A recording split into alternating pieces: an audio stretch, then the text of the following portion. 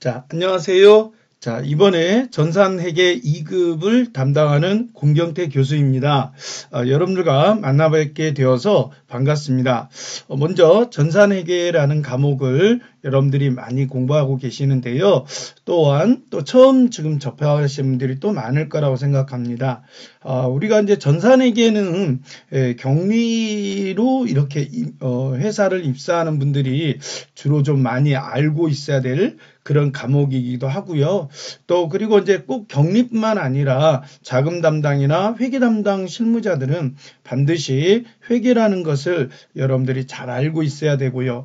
근데 예전에는 이거를 이제 수기로 했었어요. 수기로 했었는데 이제는 컴퓨터를 이용한 프로그램이 전산회계 프로그램이 있어서 그 프로그램을 이용해서 지금은 모두 다 작업을 하고 있답니다. 그래서 여기에 필요한 국가 자격증이 또 전산회계 자격증이 있어서 여러분들이 전산회 자격증을 취득함으로써 이제 여러분들이 나중에 좀 더 발전돼서 이제 뭐 세무사, 회계사까지도 여러분들이 이제 바라볼 수가 있겠죠.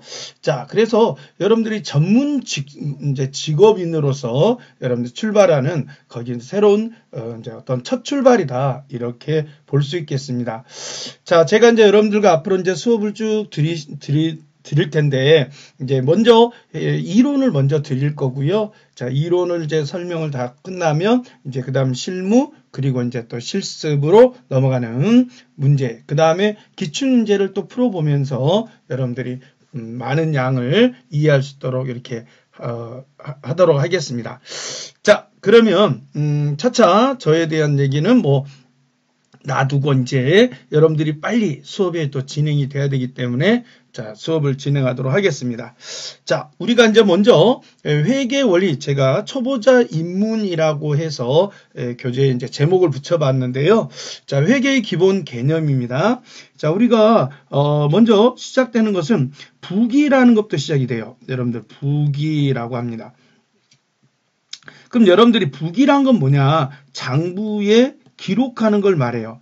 우리가 여러분들이 노트에 뭐 예를 들어서 뭐 뭔가를 기록해 주는 것처럼 어떤 일이 일어날 때 그 일을 하나하나 이제 꼼꼼하게 옮겨 적는 거를 부기라고 우리는 합니다. 그래서 이제 부기를 작성하는 것은 회사 입장에서는 그 기업의 재무 상태와 경영 성과, 조금 이제 전문적으로 얘기한다면 기업의 재무 상태와 경영 성과를 파악해 보고자 하는 게 바로 부기라고 할 수 있겠어요. 그럼 재무 상태라는 게 뭘까? 이거는 재산의 상태입니다.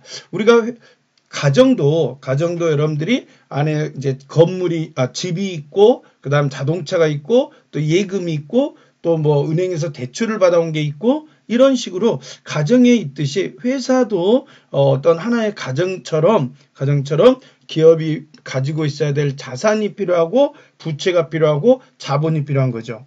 또한 1년 동안 여러분들이 이제 장사라는 걸 하잖아요. 우리가 장사를 하는데 이걸 우리가 영업활동이라고 합니다.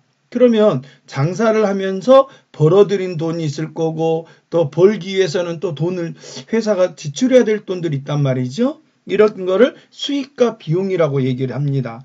그래서 이런 경영 상태와 경영 성과를 파악하는 이런 자체가 뭐다라는 거죠? 부기다라고 할 수 있겠어요. 자, 그럼 여기에 조금 더 크게 본다면 자금, 그래서 우리가 돈을 관리를 하게 되는데요. 이 부기에 자금을 더한 이 내용이 바로 경리라고 우리는 말을 할 수 있겠습니다. 그런데 회계라는 건 뭐냐? 이걸 이제 전부 다 포함하는 건 뭐냐면 이 회사와 이해관계를 맺고 있는 사람들, 회사와 관계를 맺고 있는 사람들, 예를 들어서 주주가 있을 수 있고 채권자가 있을 수 있지 않을까요? 자, 이런 등등 뭐 은행이라든지 또 세무서라든지 뭐 이런 곳이 기관들이 회사와 관계를 맺고 있습니다. 자, 우리 간단히 하나 대표적으로 주주를 하나 얘기해 본다면 주주는 이 회사에다가 돈을 출자를 해주죠. 자본을 출자한다 이런 말 많이 들어보셨죠?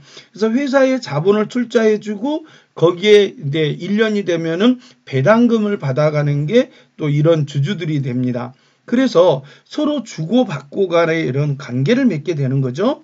이런 거를 이해관계자라고 표현하고 또 우리는 다른 말로는 회계정보 이용자다라고 합니다. 회계정보 이용자다라고 표현을 더 하고 있습니다. 그래서 이 사람들에게는 뭘 해줘야 되냐? 자, 여러분들 친구들끼리 여러분들 친목회를 만들 때 어떻게 회비 걷죠? 자, 회비 걷으면 어떻게 돼요? 1년을 이제 총무가 돈을 다 관리하고 1년 뒤에는 어디에 얼마 썼다라는 걸 보고해 주잖아요. 그렇죠? 그리고 다음 뭐 차기에 또 회장이나 총무에게 또 넘겨주고 이렇게 하잖아요. 이런 것처럼 기업도 똑같아요. 기업도. 자, 이런 주주들이 자본을 출자를 해서 회사에 주면 회사는 그 돈을 가지고 이렇게 활용을 하겠죠. 그래서 이제 회사의 일에 쓸 것이고 나중에는 어디에 얼마를 썼다라는 것도 보고를 다 해줘야 되는 거죠. 이렇게 전달하는 과정이다라는 거죠. 전달하는 과정을 우리는 뭐라고 하느냐? 회계다라고 할 수 있겠습니다.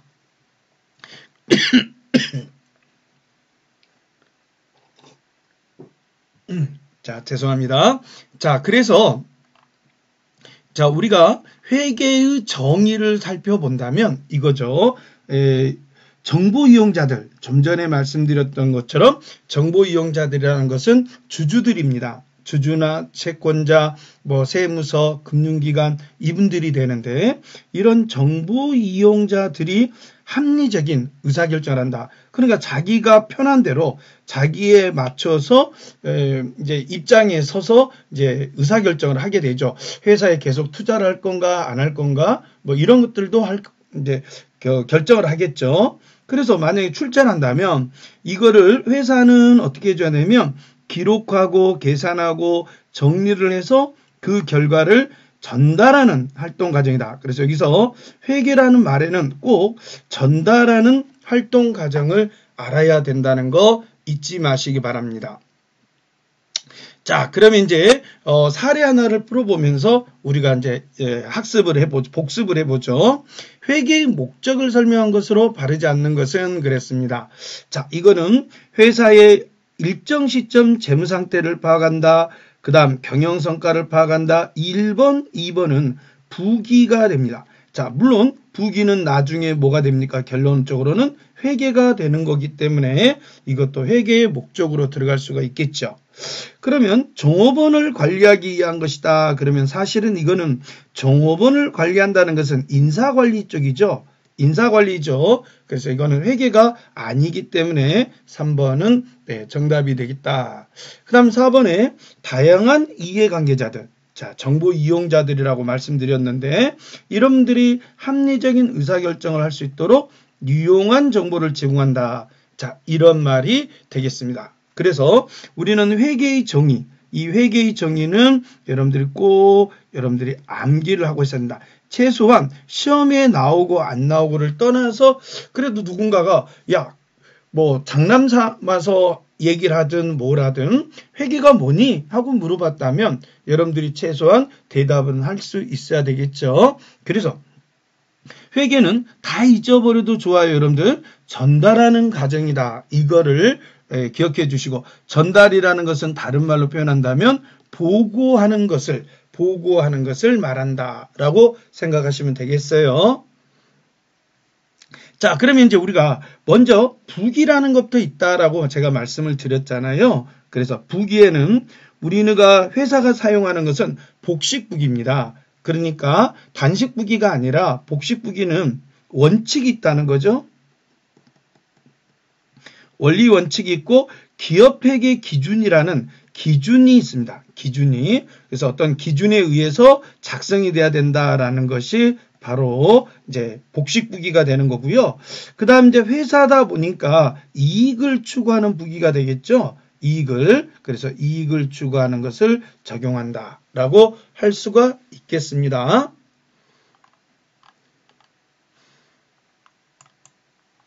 자, 그러면 두 번째 회계를 다시 한번 구분을 한번 해보는 걸로 하겠습니다.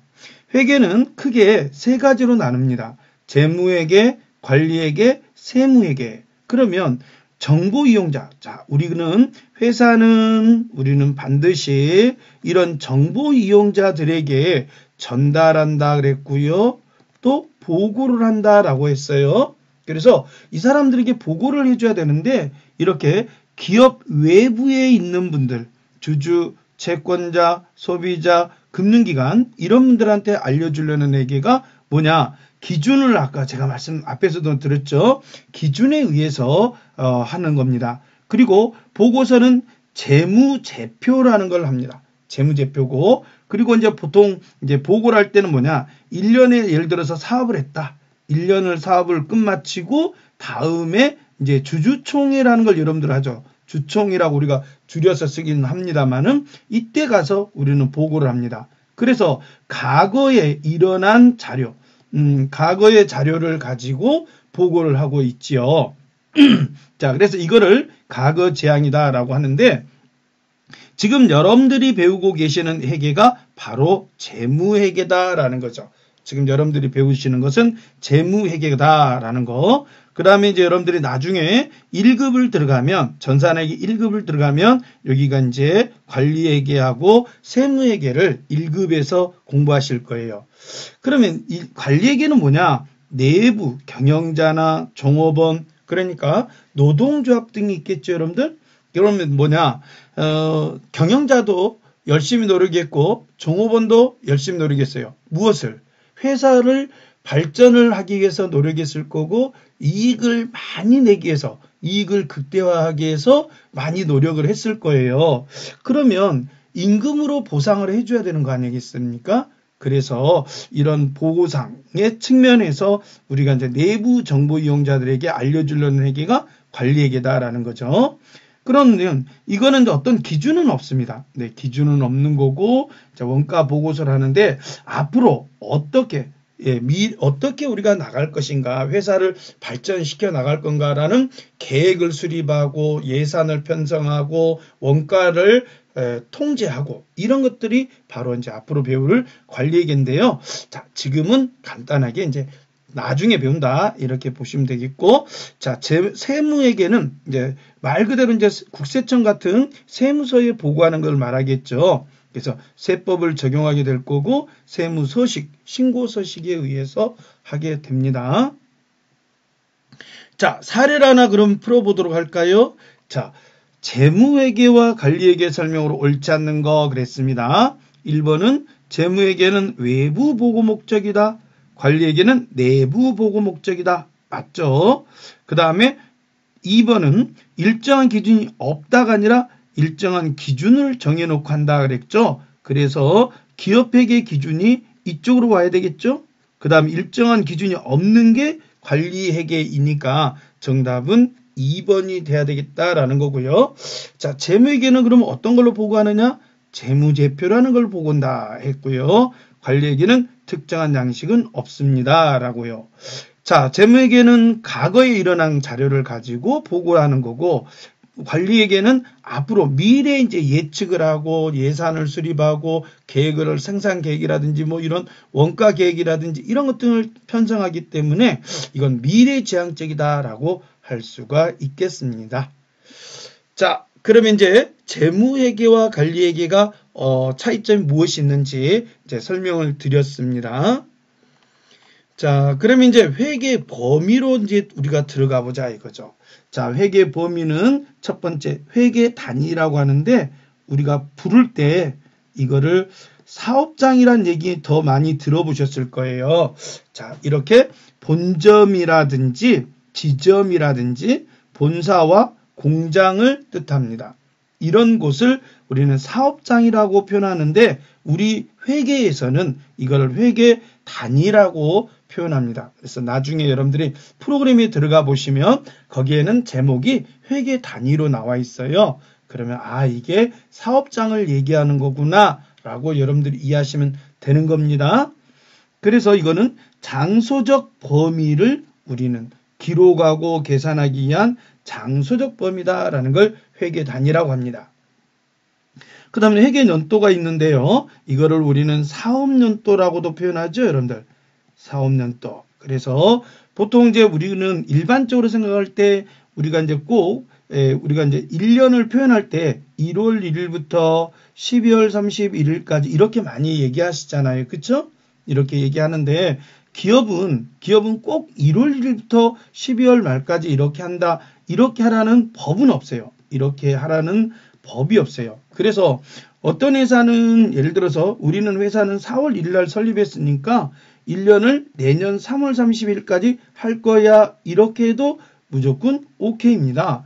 예, 이거는 문제가 없어요. 예, 그래서 우리가 언제든지 그 회사의 임의적으로도 연도를 정할 건데 일반적으로 우리는 현행상법에서는 뭐라고 했느냐? 1년을 초과하지 못하도록 규정하고 있다. 이 문구를 알아두시면 좋겠습니다.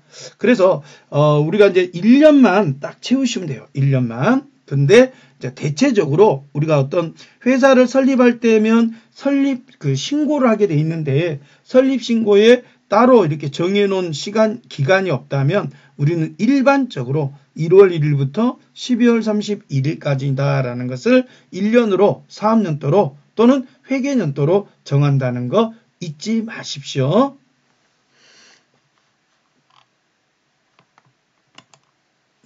자, 그러면 이제 2절로 들어가서 우리가 자산과 부채와 자본 및 재무상태표라고 제가 적어놨는데 요거부터 이제 실제로 우리가 이제 회계를 시작하겠습니다.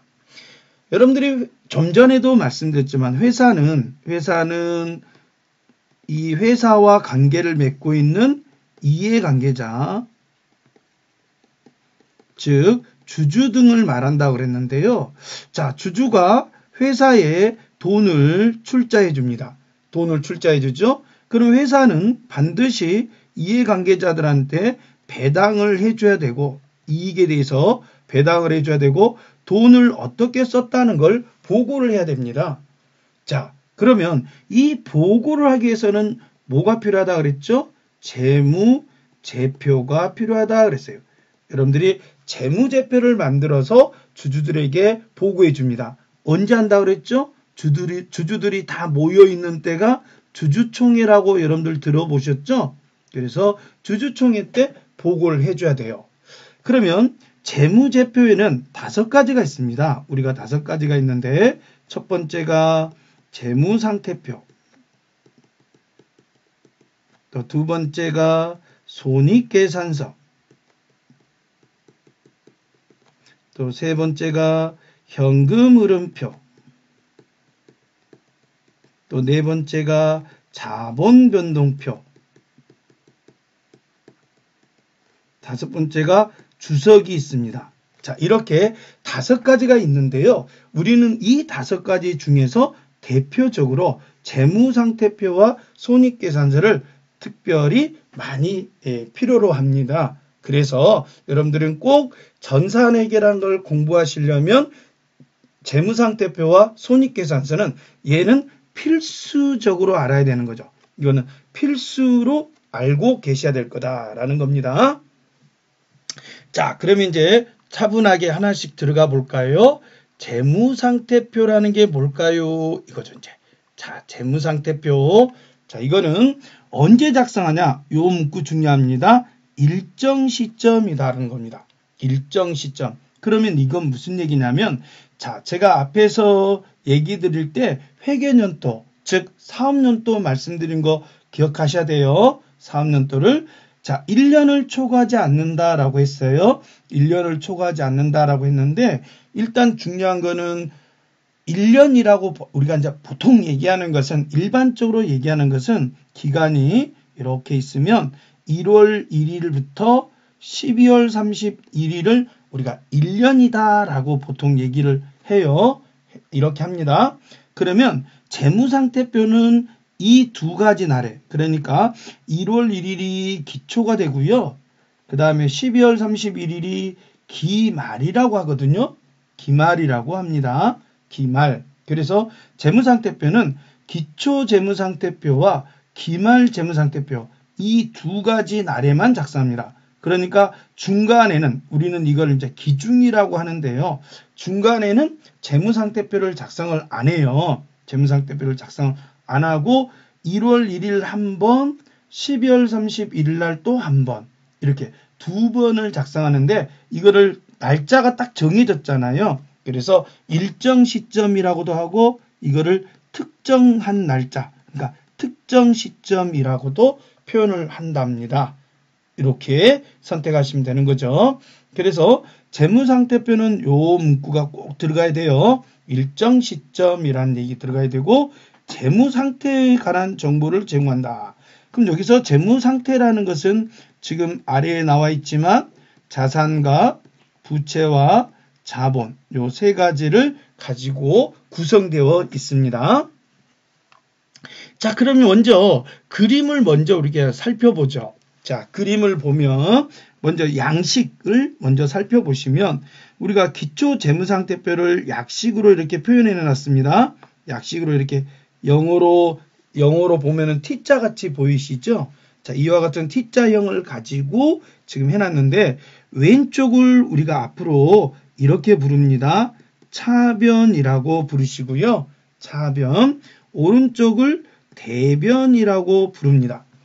자, 이거는 세계 어디에서나 예를 들어서 뭐 미국이나 중국이나 일본이나 뭐 세계 어느 나라에서도 우리가 똑같이 이렇게 하자고 서로 공통으로 표준을 해놨어요.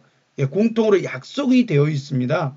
그래서 왼쪽에는 차변이라고 여러분들 아시고 오른쪽에는 대변이라고 우리가 이렇게 표현하는데 이 왼쪽에는 뭘 적게 되어 있냐면 자산을 적게 되어 있어요. 자산을. 그래서 1월 1일 날이면 기초자산이라는 말을 표현하는 거고 자, 여기도 나와 있죠, 여러분들.